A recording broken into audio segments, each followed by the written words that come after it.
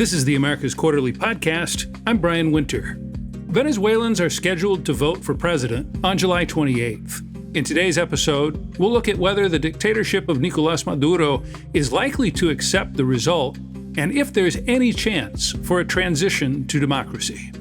Everyone expects that if the opposition is able to win the vote and secure the vote, that we're going to have a 6 to 7 month transition process that's going to involve important negotiation between both sides. So the expectation is that negotiations are not going to happen prior, as I would like it to happen, but it seems it's not going to happen. But if they do happen, they're going to happen after the election.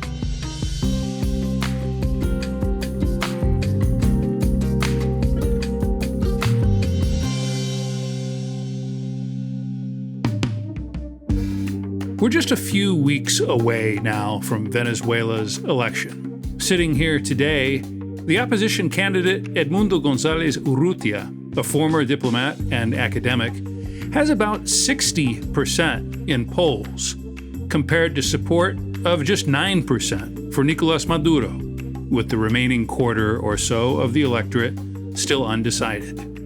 This has happened even though Maduro banned the opposition's preferred candidate, Maria Corina Machado, as well as their second choice. Maduro also controls the media as well as the security apparatus. It's a unique situation, one that raises all kinds of questions. At the top of the list, is the Maduro regime really going to let this vote happen? If they do, and the polls are more or less correct, will they willingly hand over power and allow for a democratic transition? There are all kinds of reasons to be skeptical. The list of dictators who have voluntarily handed over power over the years is rather short, for a reason. But look, the events of the last few weeks and months have already been surprising, and I have certainly wondered if maybe there's at least some small chance of a change in Venezuela. Today on the podcast, our guest joining us from Caracas is Michael Penfold, professor at the Instituto de Estudios Superiores de Administración, and he's a global fellow at the Wilson Center. Michael recently wrote an article for America's Quarterly about the need for a negotiated settlement between Maduro and the opposition in order for there to be a successful election and perhaps a democratic transition. We'll ask Michael about that, about the dynamics within the Maduro regime, and about the state of the country overall. Michael, welcome to the AQ Podcast. It's a pleasure, Brian. So, Michael, let's lay the groundwork for this conversation. As of today, do you expect that elections will take place on July 28th? And do we expect those elections to be relatively fair? Look, as of today, both Maria Corina Machado and González Urrutia, as well as Nicolás Maduro, are campaigning throughout the country. So it looked as if elections were going to be held on July 28th. But this is taking in a context in which there were in place two very important agreements, one between the White House and the Miraflores Palace, known as the Doha Agreement, and another agreement signed in Barbados after long talks, almost 2-year talks in Mexico City. And both of those agreements now are falling apart, are crumbling. And therefore, the uncertainty around the election, whether it's going to be held or not, is today also a possibility. Given the fact that the polls show González so far in the lead, it seems like unless there's a major change, any fair vote would lead him to be the winner. On the other hand, I have never quite understood, given everything we've seen over many years, why Nicolás Maduro would accept a loss and willingly step aside. How do you square those two things at this stage? I've been saying for quite a long time that without a prior agreement to the election that provides, sufficient guarantees for everyone in the country, for winners and losers. The idea that we're going to be holding free and fair elections is close to nil, right? Having said that, the reality is that the elections, as they stand today, which are, let's put it this way, somewhat free-ish, somewhat fairish, but it's definitely on the gray area and deteriorating. It's an election that the opposition, if they're able to keep the enthusiasm behind González Urrutia, if frictions within the opposition continue to smooth out, and if they're able to put together the logistics and the organization to protect the vote, they might be in a position to hold the victory and start what I think is going to be a very difficult negotiation process for any political transition to ensue in the next 6 to 8 months in Venezuela. You referenced, Michael, the need for some kind of deal. And there's been a lot of discussion about that over the last couple months. I know this is an area where you're very informed. Colombia's president, Gustavo Petro, of course, a man of the left with connections within Chavismo, has been one of the parties who has championed this kind of deal. But as you noted, time is running out. There are only 6 weeks left until the actual election. Is there a chance that something like this comes together before the vote? Look, I think there were, even prior to Petro's comment on the need to have some kind of initiative that provided these political and judicial guarantees prior to the elections, there were two very important agreements in place. One that was signed in September 2023, late September 2023, which has remained kind of a unseen, unknown agreement between Biden and Maduro that we know as the Doha Agreement. That, touched upon many different issues. The three most important ones, I would say, was the election and the type of election that both sides agreed upon, and the need for international observation to be taken into account during the process. The idea of unfreezing assets that are held abroad, particularly in Europe, in Portugal and England, and also an immigration agreement that was being implemented up until April between the US and Venezuela on continuous flights repatriating Venezuelan immigrants back to Venezuela. So that agreement, I would say, is the main agreement. And then you had a shadow agreement that was based on more than 2-year talks mediated by Norway between the opposition and the government that laid out the principles under which that election would take place. That process, I'm not going to, lay out the details of, what has been done, what has not been implemented. But the reality is that both of these agreements, as of today, are not in place fully. Conversations remain, back-channeling is still in place, but the reality is that we're arriving to this election without, full international observation. For example, the European Union was invited, but then the invitation was removed. The Carter Center seems to be confirming that they're going to participate, but the UN, for example, observation mission is still not confirmed. And countries like Colombia and Brazil that seem, very important actors in order to facilitate the recognition of any result after July 28th, have also said they're not going to be sending a international observation.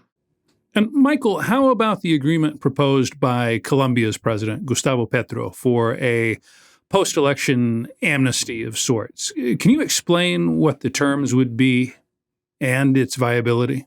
Prior to that, President Petro, based on his own experience in Colombia, had proposed what I think is a very important idea, which is putting together a set of constitutional initiatives that can be voted during the election that would provide two things. One, judicial guarantees to all actors that would assure that after the election, Venezuela would be, engaged in a transitional justice mechanism that would allow that there would not be any ferocious persecution against any actor, either in the government or in the opposition, and freeing political prisoners in Venezuela too, and engaging with human rights issues that have been documented in the country, and also guaranteeing alternability. That is, trying to bring together a set of institutional reforms in a country where re-election is indefinite, and in a country where presidential terms are 6 years, which is a long presidential term, with very little accountability, as because the government has huge influence over the judicial system. They hold two-thirds control of the National Assembly. They hold controls of the majority of mayorships and governorships, and therefore who hold enormous institutional clout in a process of political transition, having a set of reforms that would ensue and guarantee political alternability, not today, but years forward, decades forward. So we need, prior to the election, all of these guarantees. Regretfully, that did not happen. Michael, help me understand why, even with the generous terms of an amnesty or transitional justice that you've just described, why would Maduro and his allies and sponsors agree to give up power? Because everything that I have seen over the last, 10 years at least suggests that they have no actual interest in doing that. Why would they step aside even with an agreement in place, given the risks of losing power, losing control of their lucrative businesses, and potentially facing some kind of prison time, even if they reach an agreement in theory? Why would they leave? Well, if I asked you prior to the plebiscite in Chile, if the military in Chile was going to leave, I bet you would have said, there's no way they would leave. You're referring to the 1988 plebiscite that Augusto Pinochet held, in which he lost, and that led to the transition back to democracy in Chile. Right. The reason why I'm saying this is that, predicting transitions, democratic transitions, is a very difficult endeavor. It's almost, what you have is interactions that generate certain dilemmas that forces both sides to make difficult decisions. And on the one hand, if the Venezuelan government had not to go through this election, they perhaps would not, right? Because of many different excuses they have. And 3-4 years ago, you would talk to the opposition in Venezuela, let's participate in the elections. The electoral route is the only route available. And most of them would have said, no, we have this interim government, and the only way to exit the situation is through international pressure and a breakdown of the official coalition. But here we are, right? Here we are in this strange moment, July 28th, that 2 or 3 years ago, no one would have given a penny for it, okay? And the reality is that it is there, even with all the difficulties, even with all the, challenges, and therefore it's an opportunity. How that is going to play out, Brian, don't put it's very difficult for me to say, what's going to happen. But I do think that we are in a very interesting point in time, that if both sides are able to play this cleverly in a way where they guarantee coexistence among each other, then I think we have a good chance for, some kind of political change or for political transition. Having said that, can we have backsliding of that option anytime in the next few weeks? Yes, that could happen, right? I mean, for example, some people are commenting that there is a possibility that the party label for González Urrutia, not González Urrutia himself, but his party label, might be banned. So this can start to go, and the fact that the EU was invited and then was disinvited, that's also another setback in that process. So, we need to hold our horses for a while and just see how this is going to play out, knowing that none of us really know if this is going to work out or not in one way or the other. I find the comparison with Chile in 1988 illuminating, because that is kind of the most hopeful analogy that I have been able to conjure up of a process that both sides got into and then led to unexpected and a positive outcome. But there are differences. One of them is that Pinochet thought he was going to win that vote, and he was wrong. If you look at the polls in this election, Maduro cannot possibly believe at this stage that he's actually going to win. The second problem is that for all of the relatively good deal, quote unquote, that Pinochet got himself out of that process, including remaining as head of the armed forces and senator and all these things, he still ended up under arrest 10 years later. And I find it hard to believe that the Chavista crowd wouldn't know that history. And so I just come back. You're right. We can't predict the future, but we can try to understand motivations in an effort to predict or anticipate the future. And I still just don't see why they would willingly agree to step aside. But my view at the end on most of these political changes is that they happen unexpectedly. They're driven by different factors, not by just the characterization of the political system that is in place. All right. So what I'm trying to say is, if you don't take risks, then the likelihood that things are not going to happen is going to be high. If you take the risks, you might be right, you might be wrong. But that's the nature of this kind of situation where there are no institutions. Institutions are not in place, and the outcomes remain very uncertain. Having said that, I think I've been one of the few many years ago saying, look, given the nature of the Venezuelan political system that has been built throughout 25 years, this is not a system that was in place 5 years ago. It's been able to overcome many different kinds of challenges from the opposition throughout time. And the election, as of today, perhaps compared to any of the others that have taken place in the past in Venezuela, this one is the most existential one. If Maduro wins, it's the tragedy is going to be that the country is going to remain pretty much in the same situation as it is today, particularly if the elections are not free and fair. And if he loses, they face enormous costs. And if the opposition wins, it's uncertain whether they're going to be able to cobrar, as we say here in Caracas, right? And if they lose, they might be wiped out for a long time from the political system in Venezuela, right? Because they have been on the losing side for quite a while now, and most of them in exile. So it's a situation in which that kind of a pre-election agreement was absolutely central. So as of today, we have two accords that are still there, but that are not being implemented and that they're not being fully observed.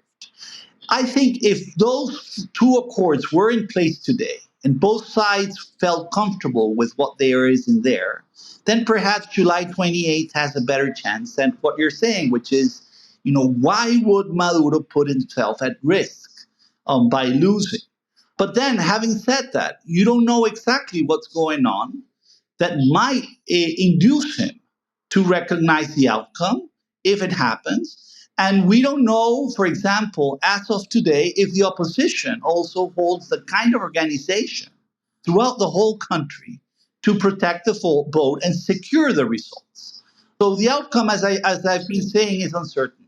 So, Michael, listening to you and perhaps reading between the lines a little bit, what I'm hearing is there was a window for this kind of deal that is closing or may in fact be closed. You've used words like erosion to describe the current conditions around the free-ishness and fair-ishness of these elections. Am I interpreting that correctly? I mean, do you think that the chances of a viable election, let's say, are diminishing as each day passes? Yeah, I agree. We'll be back after a short break. What does AI's tectonic change mean for Latin America? Are youth losing faith in democracy? Can the region power up its lithium prospects? Latin America in Focus, a podcast of the America Society and Council of the Americas, takes on topics like these, giving context to the big issues affecting the region today. Subscribe to Latin America in Focus wherever you get your podcasts. Michael, two more questions for you. The first one, can you take us inside? We've talked a lot about dynamics within Chavismo. What can you tell us about the mood and the conversations happening within the opposition right now? I think that within the opposition, there's, very good expectation that there is a good window of opportunity to win the election. I think there is awareness within the opposition, too, that they need to organize better at the grassroots levels throughout the whole country to protect the vote. And I think the campaigning throughout the country has been a success, particularly in more remote rural areas and in smaller states. People are coming out to participate in those rallies. And the reason is that when you look at the polls, the vote is basically anti-Maduro vote. People want a change of some sort. People want hope.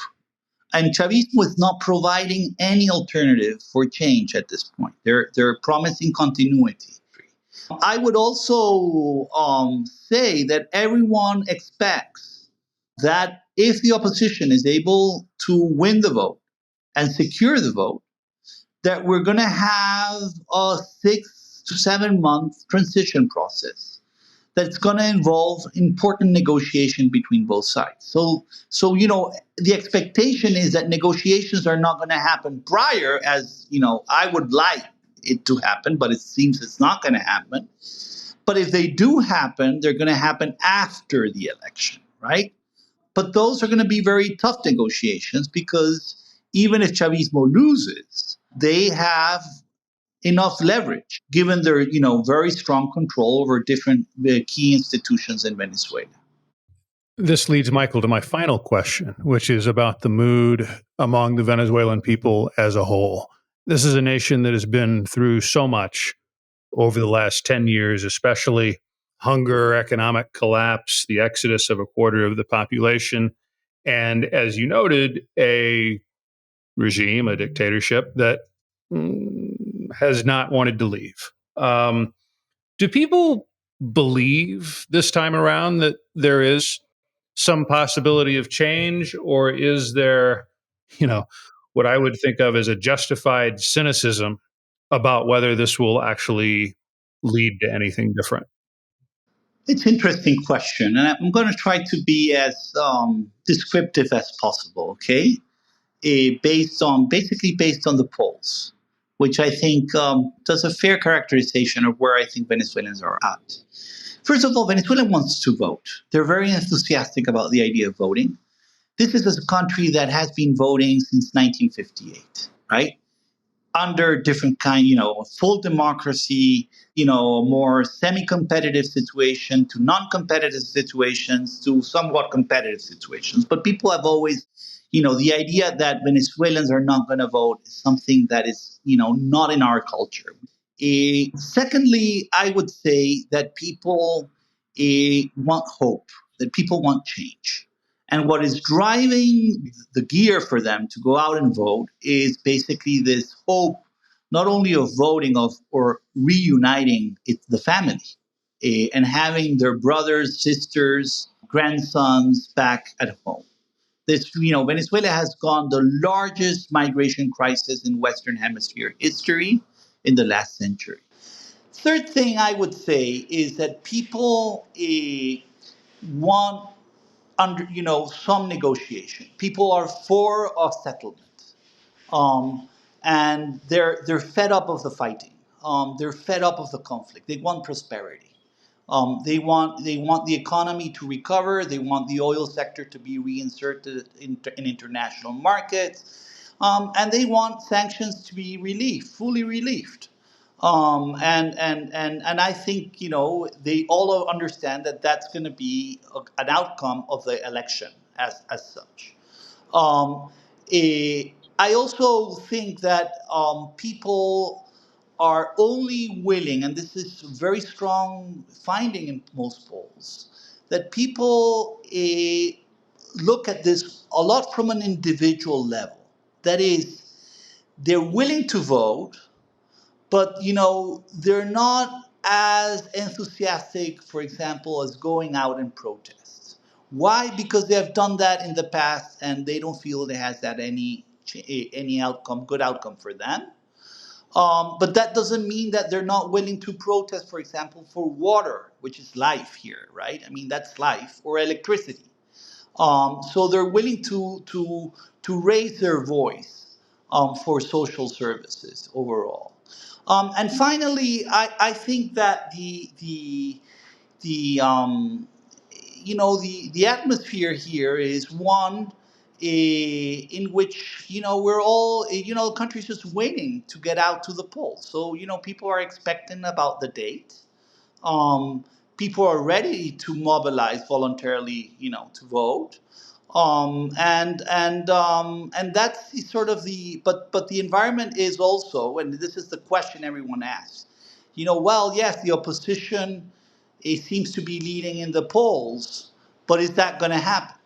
Right? So there's uncertainty. There's some uncertainty on whether what the results are going to be like, and if both sides are going to recognize the results in a context which, as I have described, is very complex. How would people react, given what you've just described, if the regime tries to somehow ignore or push aside the result of this election? I think people would individual outroar, right? I'm not sure this would translate in social outroar, because that's what polls say. Now it could happen, but I think again we're going back to the whole issue we've been talking about. It's uncertain, right? It's uncertain. All right. Well, I had to ask. Michael, I can't tell you what a privilege it's been to have someone as informed, as even-handed on our show at such a critical time. Thank you so much for joining us today on the podcast. It's been a pleasure, Brian. Thank you for listening to the America's Quarterly Podcast. If you enjoyed this episode, please leave us a review, give us a rating, and subscribe wherever you get your podcasts. The America's Quarterly Podcast is produced and edited by Luisa Franco. Our sound engineer is Gabriela Baez.